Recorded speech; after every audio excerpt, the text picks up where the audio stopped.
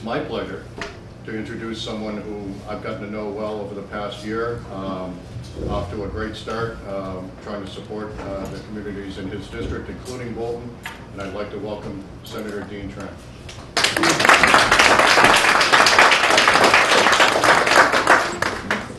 Good morning, everybody. I'm actually here for the breakfast, so I'm done. Just want to give you a little insight into my background. Prior to being elected to the state senate, I served 12 years on the Fitchburg City Council as a Fitchburg City Council at large. An issue that is near to and dear to my heart in that last 12 years was really about economic development. I petitioned several initiatives in the city of Fitchburg, including the creation and funding of a very critical position in the city of Fitchburg, and that is the Economic Development Director position. Hopefully she's doing a fine job right now in the city of Fitchburg. I believe Fitchburg is moving forward. So that's a good thing. Before I proceed, I just want to recognize again my colleague in the House, Representative Hogan. Thank you very much for being here. As well as a very close friend of mine, Rick Green, who is running for Congress in the 3rd District.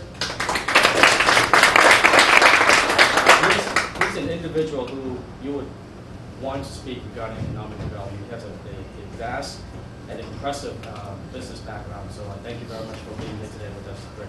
Thanks. So it's great to be here today after a long week, especially a long day yesterday dealing with an issue that I really don't care much for. And it's good to be back here talking about an issue that I really care about, especially being in Bolton, because I grew up in Clinton, which is not too far away from here, so I know that the needs of a small community. I don't have a speech prepared, and I don't really think you want me to read a speech. I really think that you want me to speak on numbers and results that really matter to an issue like this, economic development.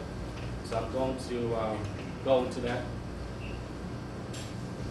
One of the things that I did, and one of the directives that I gave to my staff when I was first elected, was that make sure that they reach out to every single town and city in my district, and that they organize a meeting for me to sit down with them.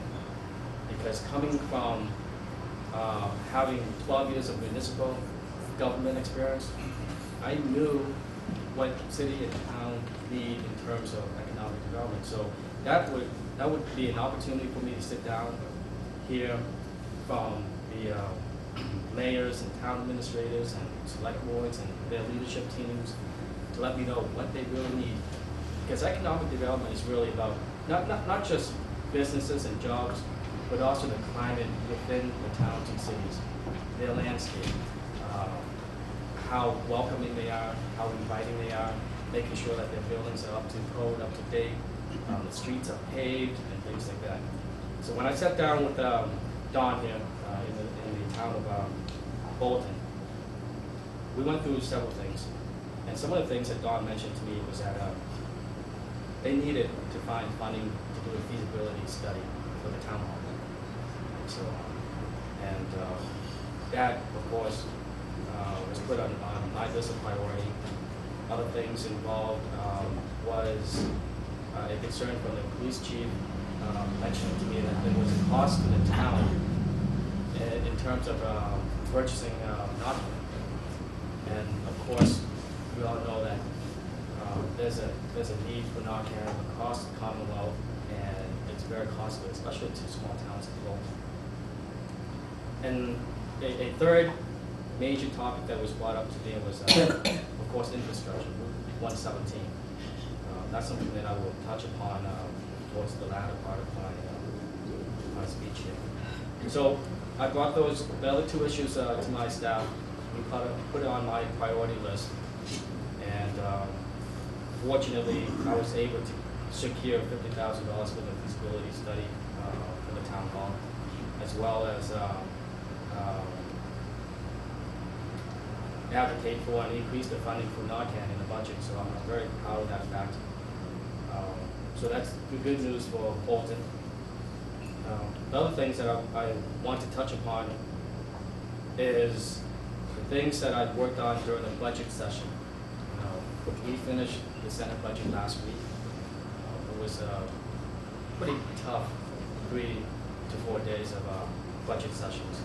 Some of the sessions didn't end until the morning of, and I was very pleased that the Senate passed a budget that was very accommodating to my towns and cities in my district.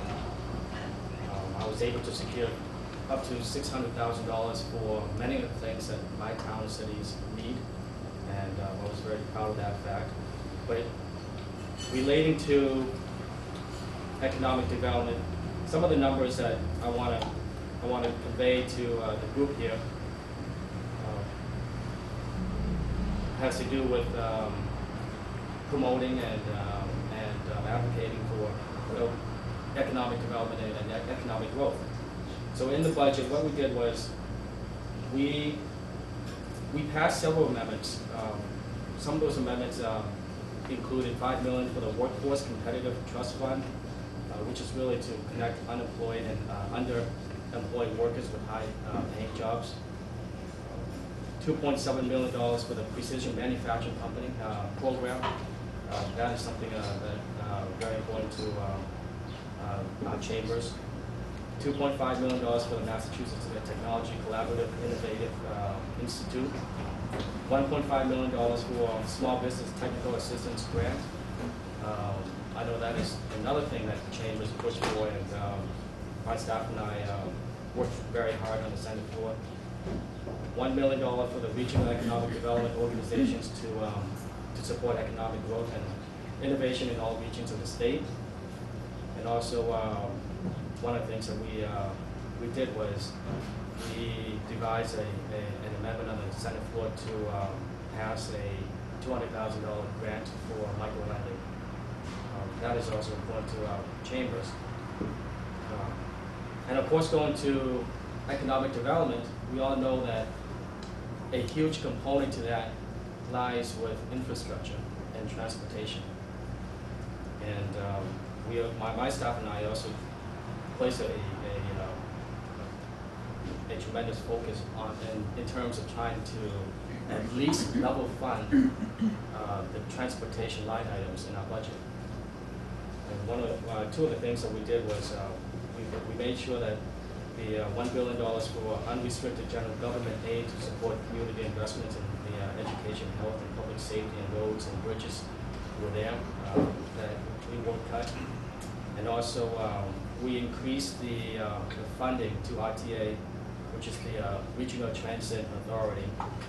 The House budget, unfortunately, decreased that amount to, I believe, $81 million, and there was a push for us to increase that amount to $88 million, and we were able to do that in the Senate, and hopefully that will sustain through the conference committee. So those are some of the things that we did to support economic development in the Senate budget. Now, getting back to infrastructure, the Group 117, I know that is a sticking point for the town of Bolton and other towns, surrounding communities, because of congested traffic. And we really, when I look at that, the traffic on Route 117 is really due to the problems we have on Route 2. And when I was running for the state senate, I always looked big. And I know that I knew that once I get to the state senate, that I had to look at the big picture for economic development. And the big picture is really about infrastructure, making sure that commerce has the ability to be able to come to towns like Bolton, Clinton, Berlin, as well as other cities in my district. So I had my mindset on making an improvement to Route 2, which is something that people have been telling me for years that it's not going to be done. we don't have the political capital to the west of 495. We don't have the kind of advocacy that needed to do anything on Route 2. And during my campaign, I said that I'm going to work on it. Nothing is going to persuade me otherwise. So one of the first things that I did when I was elected to the state senate was that I sat down with a lot of my colleagues, and I also started conversation with leadership members who would be able to allow me to move my idea forward. And I was very blessed that during the state senate budget session that I was able to push my idea through the budget, and that idea was adopted. So now that idea is going to go to the conference committee, and hopefully that will be sustained there, and then go to the governor for his signature.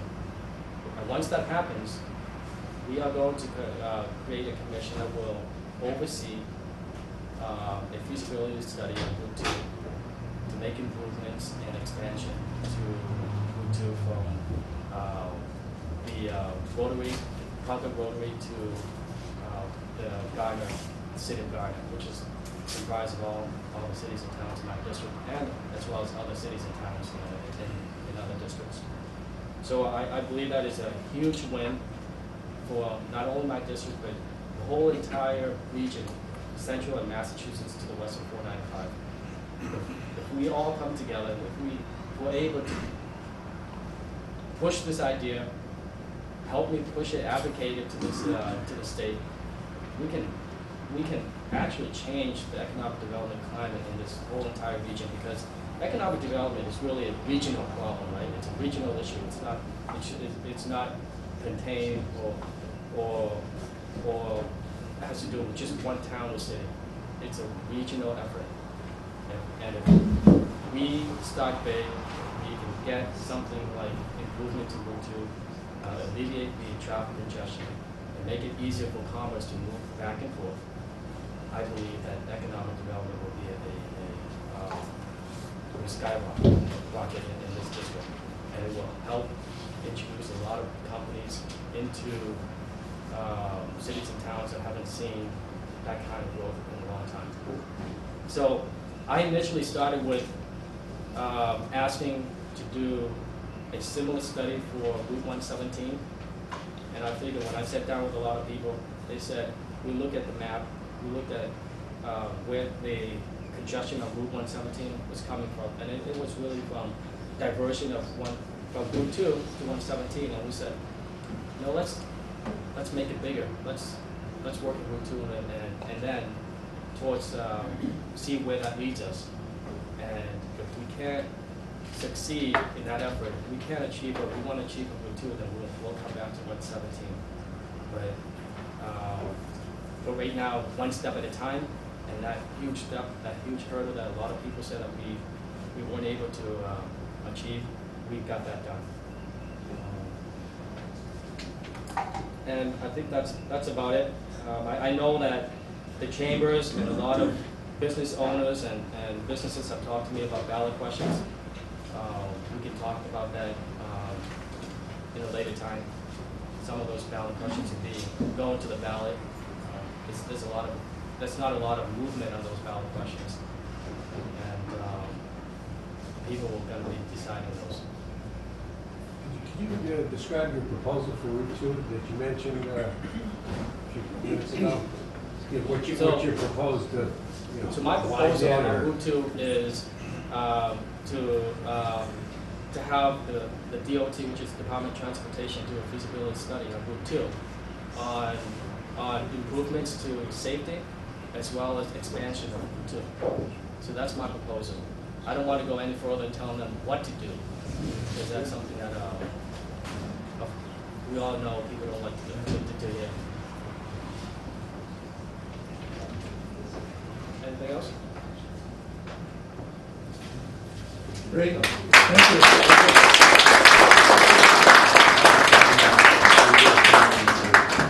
So that's Representative Hogan to come. Thank you. Good morning, everyone. I am delighted to be here. I do have notes, forgive me. And I have been in the legislature for a while, so I have overlapping interests. I want to give you an overview of what's going on with the economy, but I promise I've got hand signals from my district director. This one is your halfway through, this one is your done. So 15 minutes and no more, I promise you. So I would like to thank everyone for this breakfast. It's fabulous. Slaters, wow, this is so great to see this grow, and it's really wonderful. Congratulations to everyone involved in Slaters and everything as it moves forward. Eric Nayland, thank you for the invitation.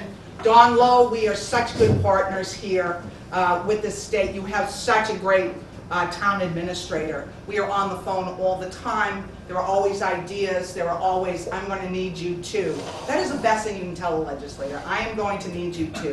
And Don is really, really good at that. So thank you, Don, for being here. I'd like to welcome also Neshoba and Assabet Chamber of Commerce. I would also like to welcome Jonathan Keep, Bob Szanski, Erica Uriati, who is the town planner, the town moderator, Doug Story, and Jessica Strunken from the 495 Partnership, without which many, many things around this area would never, ever be done. She helps us keep moving, keep on task, and keep focused. And I would also like to say welcome to Senator Tran, and so glad to see you in Bolton today. Always glad to see you as well. So with the formal legislative session wrapping up at July 31st at about 1 in the morning, if no one calls a question, there are going to be a great deal of issues left to debate. We have conference committees and agreements to come to, major bills related to economic development and healthcare that really haven't come out of House committees yet. So it's going to be absolutely robust in the last 6 weeks of our session. We're all committed to getting these bills done, and we will see them through. It will just be a very interesting remaining few weeks in the legislature. The House passed its budget very recently for fiscal year 2019. It's an emphasis on state support for our communities through local aid and education, and please understand that is so critical to economic development, and please understand that whatever extra money we have, time and time again we will put into those two very important buckets, because without great schools and without local aid to keep our municipalities bustling, we are going to be in a whole lot of trouble. We never want to go there. So those are our two highest priorities, as well as Chapter 90, which is our road and bridges. We have a great relationship with the governor. He understands, especially in the small towns, what needs to happen. Our bridges need to be fixed, our roads need to be paved, and we've been able to put out some very good money. And Bolton has received, I think, close to $600,000 over this session in Chapter 90 funding, so we're very pleased with that. The state economy continues to improve. Revenues are up almost 8% from 2017. We've got about 1 month to go, but those are really good numbers, especially as we had come out of the recession and we're building our economy. You can feel that there is an engine now in Boston. We always say when the state bird becomes the crane in Boston, you know that there's a lot of economic development going on. The total amount of taxes collected in fiscal year 2018 is more than $24 billion, probably closer to 25.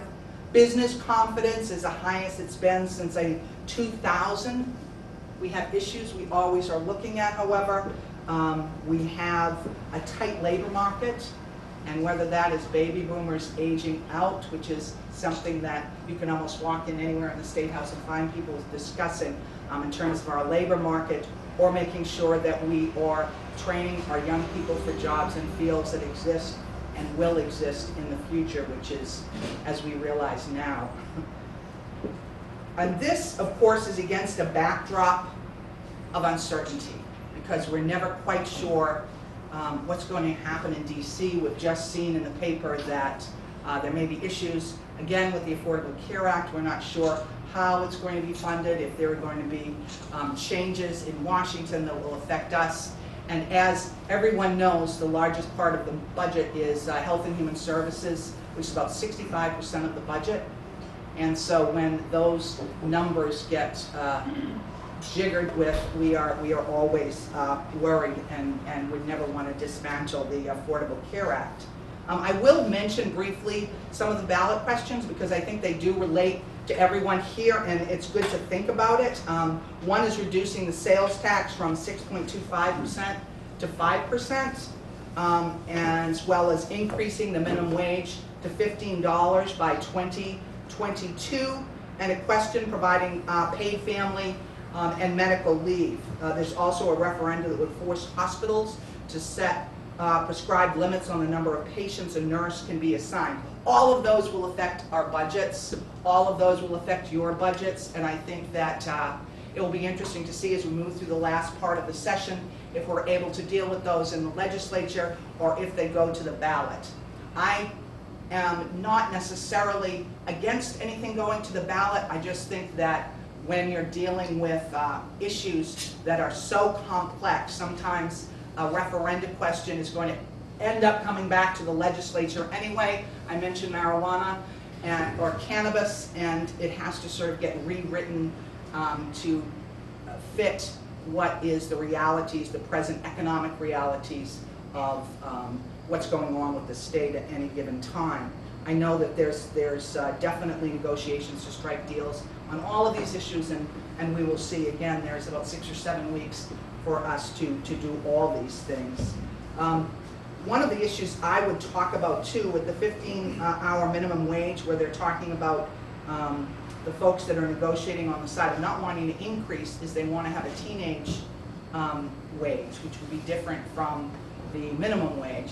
And as someone that went to work and got my papers at 14, whose mother, single mother, widowed mother, at a very young age, I was working and bringing home money that was important to the family. So I'm going to be somebody you're going to have to be able to convince of that, and I don't know that there's necessarily a way to do that for me. But what I will say, and what doesn't happen, is talking about what it means to do a minimum wage that is for teenagers and what the teenagers are going to be getting out of it. We know it's important for soft skills, being in business, it helps a small business owner, but what are we doing in helping the teenager? And as we go back to all of those issues around labor, how do we think about creating an environment where teenagers are being able to learn the skills you need to succeed in the world and to go on and get their education and be able to be very successful. So those are the issues I think that are going to have an impact on the economy, the state budget. We'll be talking about them probably a great deal as we move forward.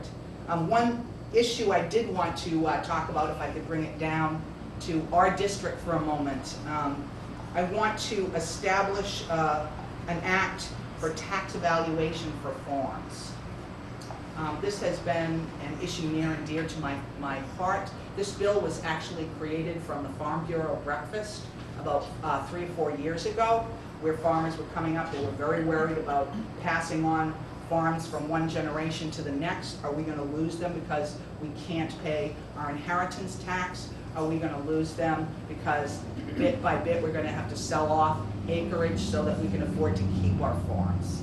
And so from that I was able to work with a number of folks in the legislature and the Mass Farm Bureau to create a method of assessment of a state tax for agriculture to allow inherited farmland to be taxed at agricultural use value. Highest and best is what it is taxed at now, and at the time that it is sold is when both of those would be established and the decision would be made.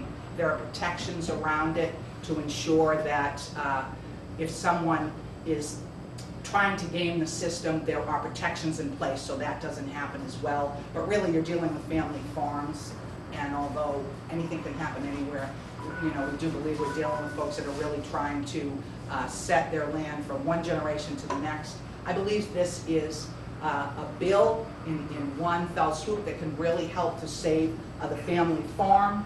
Local foods, local growers, and our local economy are very, very tied into this.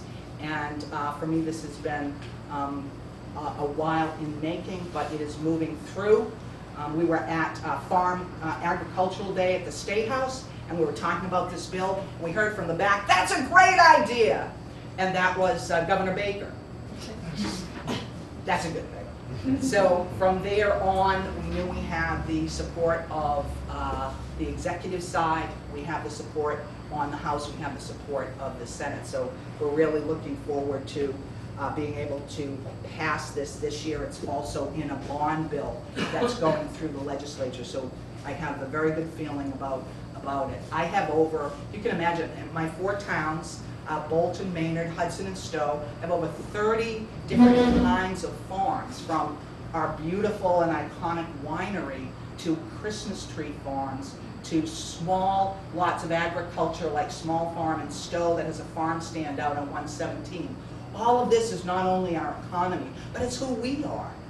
And as a kid that grew up in Lynn, I'm going to tell you that it has been one of the great joys of my life to be able to become a champion for the farmer out here 26 miles west of Boston.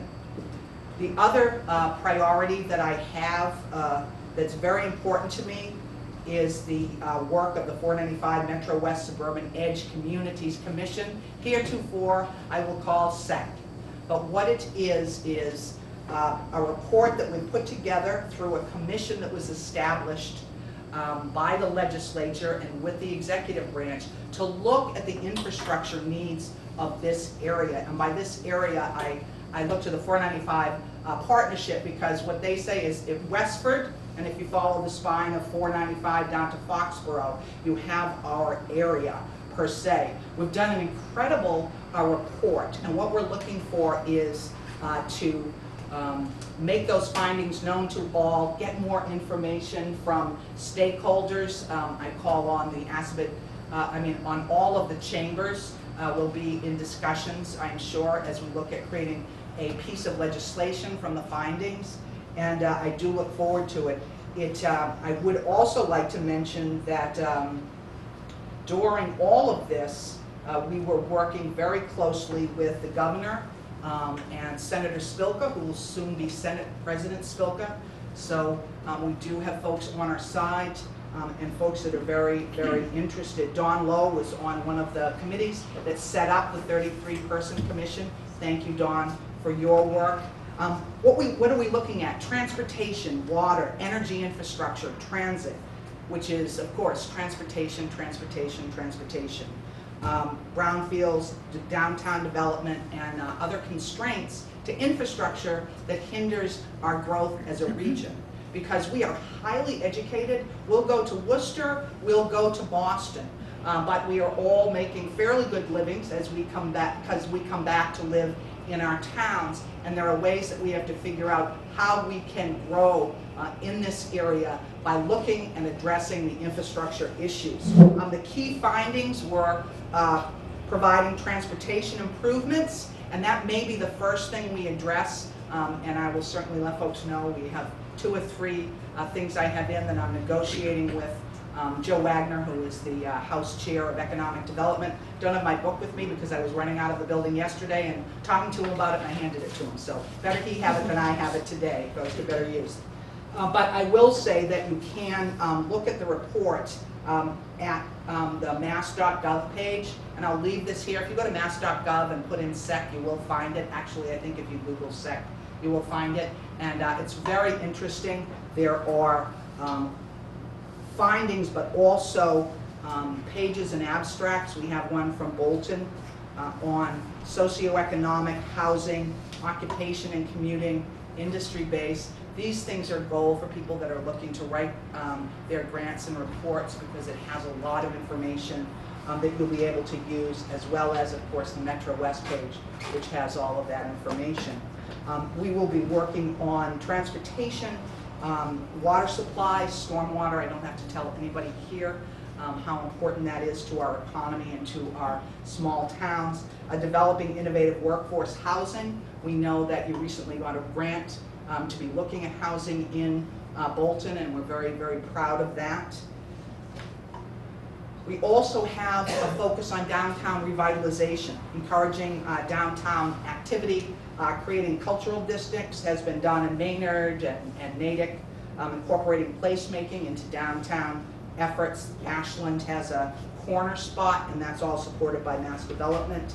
and also incentivizing public infrastructure and investment such as complete streets. And again, I look to Dawn and I look to the selectmen here because we have been working diligently in Bolton to make sure that monies and resources are brought to our area, and complete streets has been one of our great success stories, so congratulations. Also, and I know for Bolton it's a very small town, but if we encourage multi-municipal coordination of development projects. I know that's already going on, and I know, Dawn, you're working with the partnership as you're looking at industrial sites and potential ways to develop those. All of that's so important. We know that our homes pay for our schools, pay for our roads in so many different ways, and if we're able to look at our industrial sites in creative ways that they work within our towns, it's really going to help. It isn't going to solve any problems, but it is going to help. Telecommunications, this is a particular one of mine that, being able to use a cell phone here or here could be two very different realities. But what we have been doing and working with Verizon in developing model practices and technical assistance for suburban communities, we think it's going to be very important as we work into the future that we look at that, because that too is part of our infrastructure, right? If you are in a downtown, say Maynard, and you're opening your computer, and that's your store, because it's a third of the size of this building. You need your computer because that is your store. And if you're having problems with being able to use your computer or having the bandwidth to do it, that creates problems for our small businesses. And I feel dedicated to that being really important to me as we move forward. So again, I have going to be looking at a proposal for legislation around transportation. That has always been the most important piece of the puzzle here for our infrastructure needs. There are different needs for different towns, even in my grouping of 4, but we will be able to look and see if perhaps, and this is the one that I'm really going to push, to establish a state-supported regional transportation coordinator, use our towns, our region, that spine of 495 as a model to work with transportation issues and municipalities and employers and RTAs and TMAs to overcome jurisdiction. We have regional transit authorities with vans that bring you to one town. If you get to the end of it, this is where you're going, no can do. And we really need to look at our RTAs, because guess what? We're not going to be able to put in any trains in the near future, I can promise. That is one thing I do know. But our regional transit authorities are there, and they need to become much more vibrant and much more responsive to both business and to individuals, because if we do that, then we can ask for public-private partnerships with business, because we look like we know what we're doing. And so I am very much committed to all of these issues in moving forward. I am so proud of the work of the commission. I'm not going to go into it much longer because I know that my time is up. Have I gotten this yet? I've gotten that. And so I must leave, but I can't tell you how proud I am to go to the State House and represent Bolton, and how proud I am that this bill that will help to save the family farm is going to be passed this year. How proud I am that the 495 partnership and UMass Dartmouth, who has come in as a partner on these, they actually created these abstracts, are going to help us look at how we find our way forward with the monies that we have, perhaps the monies that we can get, and look to the future, because when we are planning the future, we're touching the future, and that is everything. So thank you all so very much for listening, and what a great breakfast. Thank you so much for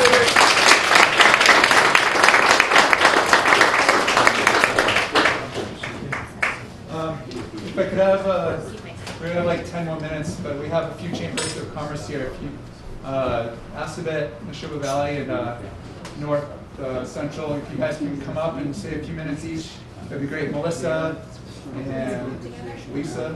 I guess, just so I don't have to waste time reintroducing everybody. Yeah.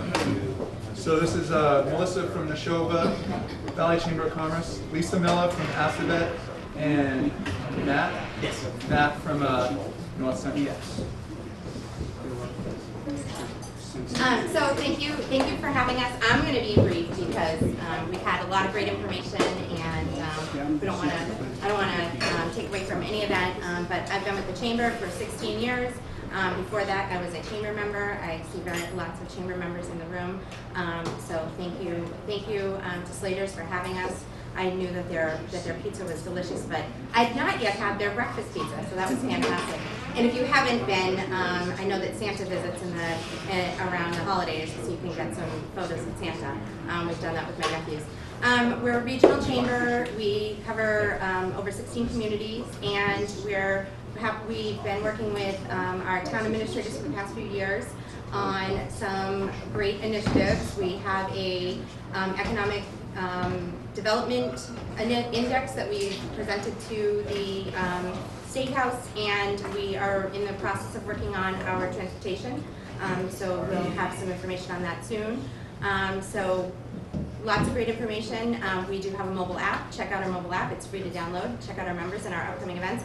We do have next week, we're partnering with the Lowell Chamber and the Middlesex West Chamber based in Acton and we're bringing in NFIB to talk about the ballot initiatives. So if you are interested in learning more about that, that's a free event in Westford. So definitely check that out, and hopefully we'll see you there soon. Lisa, thank you. So I'm Lisa Miller. I'm representing Sarah Cressy, who runs the Ossipee Valley Chamber of Commerce, which is Stowe, Maynard, Bolton, Hudson. Oh my gosh. This is why I don't usually speak. That's why you just say lots of communities. Yeah. So thanks for the EDC for inviting us here. I'm one of the original members of the Bolton EDC and worked on that commission for a while, and it was lots of fun, and they did lots of great things. I just want to say why I support chambers. I'm actually a member of both Neshoba and North Central and Assabet, but chambers have been amazing. You get out what you put in. So if you don't belong to a chamber, you should join one and participate in it, because I have met the most amazing people, gotten the most amazing experience, and it's just been a really great experience for me overall. So I highly advise any of these 3 chambers, if not all of them. And I want to put a shout out to Diana Zinkas, who is the office manager and events manager for the for the Ossipee Valley Chamber of Commerce. She's a great addition to the team. And I want to apologize for Sarah not being here, but she has Hudson Fest tomorrow, and I don't know if any of you know what a crazy event that is, but it's a lot of work, and she does an amazing job at it. So that is all day Saturday on South Street in Hudson. There'll be all kinds of vendors and food vendors and music all day, so I encourage everybody to come. And that's pretty much it. Good morning, everybody. My name is Matt Myers. I've been with the North Central Mass Chamber for 5 years now. We're a really dynamic regional chamber. We cover 70 communities, but we also have a tourism initiative, the John Epsey Trail Association, and an economic development arm as well, the North Central Mass Development Corporation, where we cover all of North Central Massachusetts, the 27 communities. And really in those 2 arms is where we cover Bolton, really promoting tourism in this community, which is so important, between beautiful restaurants, the wineries, the other orchards, and we have a lot of wonderful things that get people into Bolton and really pumping the economy full of new money. Also on the economic development side, the Development Corporation, we do micro-lending. So we actually do micro-lending for all of Worcester County, parts of Franklin County, and parts of Merrimack Valley as well. And with that, we can do loans for small businesses up to $150,000 in cost. Our average loan is about $20,000, so it's really to help small businesses and startup businesses. A lot of our businesses that we work with, they can't get loans for traditional means for one reason or another, so we're a great option for someone to potentially open a brewery, a restaurant, or any other kind of business that you have opening up. But back to tourism real quick. So North Central Massachusetts, people generally don't think of us as a tourist destination. But in 2016, we brought in $131.7 million in North Central Massachusetts in economic activity. That's a lot of money being pumped into our local economies from outside the region, which is very important. Which is why it's so important that we work with all of our local businesses and really promoting all of the great unique things we have going on in the area.